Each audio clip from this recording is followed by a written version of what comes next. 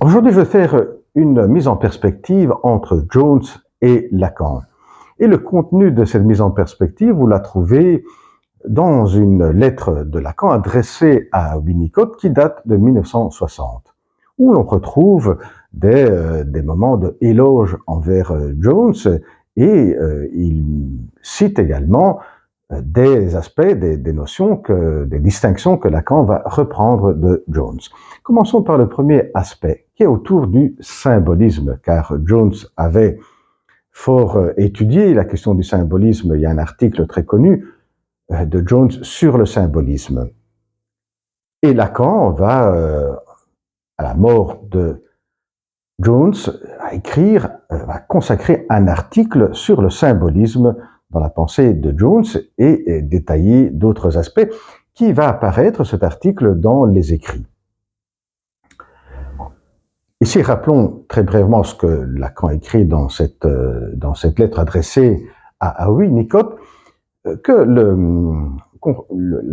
l'importance du symbolisme, de rappeler cet article sur le symbolisme de Jones, et le fait d'avoir mis en avant, avoir souligné l'importance des effets du symbolisme en termes de métaphore en analyse. Dommage, précise Lacan, que ça n'a pas eu de suite jusqu'à quand lui-même arrive et va développer toute la question de la métaphore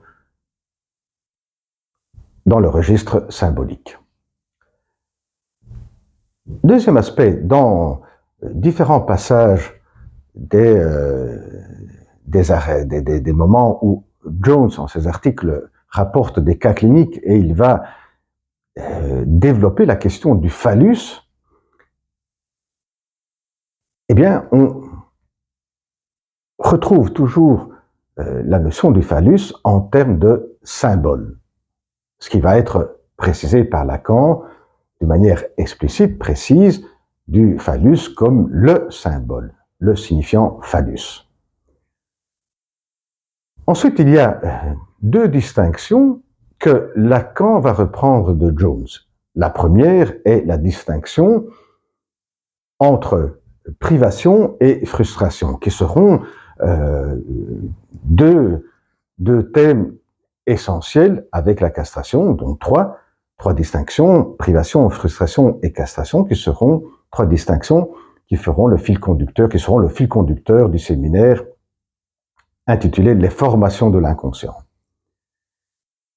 Et l'autre distinction que Jones fait, et que Lacan va reprendre, est celle de aphanisis, qui est un terme grec qui signifie disparition, pour le distinguer de la castration.